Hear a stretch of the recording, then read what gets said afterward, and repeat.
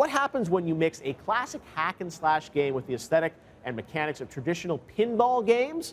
You get Creatures in the Well. And here with us is the creative director of Flight School Studio, Adam Volker, to talk about his unique new game. This is a pinball-inspired hack and slash. And I got to play this a couple weeks ago at a pre-E3 event, and I had so much fun with this thing because it's so different. Creature in the Well. It's got an awesome art style. Thank you. But it is, I mean, I loved pinball games back in the day, but this is, how did you come up with even the concept for this thing? Yeah, so at Flight School we do a lot of prototyping.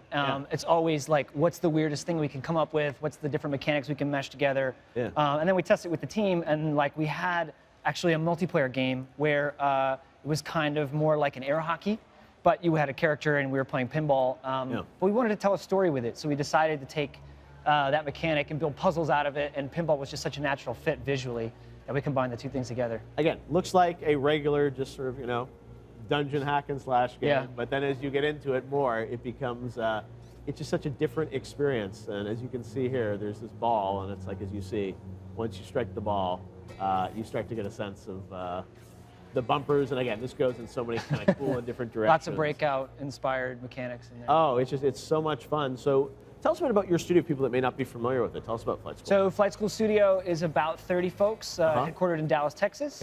I work out of the Montreal branch of the studio, yay Canada. And there's two of us up there. This team that did Creature in the Well is a two-man team. Wow. But because of the folks in Dallas, we're able to like add a bit of animation here, add a bit of modeling, or add people to the project as we go, as we need it. Yeah, no, I love, again, that it's a small team building this. It's something that like has a unique art style. Thank you. But as we go through it, you know, I think people are getting a sense from seeing the footage of the mechanic here. But how does that sort of layer on top of each other as you go through the game? I mean, it gets crazier and crazier, but how does the gameplay kind of evolve? So the player has two core weapons that they use. One of them charges the ball up, and then the other one strikes it. Throughout the game, players can collect up to 16 different weapons that do different things, like cut the ball into multi-ball, or like attract balls from all over the room, or slow time so you can get those really delicate skill shots.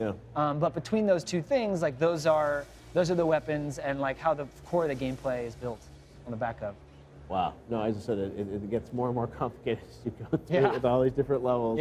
And tell us about the art style, because it's got a unique kind of feel to it. So what is this world? Yeah, so of the two-man team, like I did all the arts direction, concept art modeling. So you're a good guy to answer that question. I'm the guy.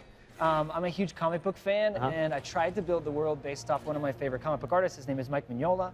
He's a creator of Hellboy. And we felt like those Eastern European, like inky, dark blacks that he puts in his comics would be a perfect fit for like a spooky mountain, dark facility machine that the player explores throughout the game. Wow. Yeah, no, I love the look and feel of it. So as you guys kind of go through and build this, I just can't imagine what like the later levels are. So do we meet the creature at some point? We do meet the creature. So the creature is the main antagonist of the game. He's kind of been messing with the machine. So all the parts of the machine that are attacking you are tweaks the creature's made to this ancient weather facility that the robot is trying to power up and fix.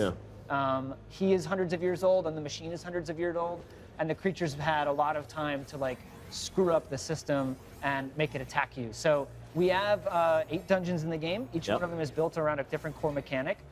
Things like those shooters that you just saw in the last room, there's a whole dungeon of rooms based on those. These bumpers here that shoot the ball back at you that can hurt you, there's a whole bunch of puzzles based around that.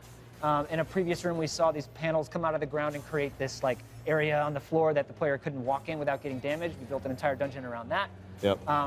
And that, again, just comes from that prototyping, testing, and seeing what people like to play and what's challenging and interesting.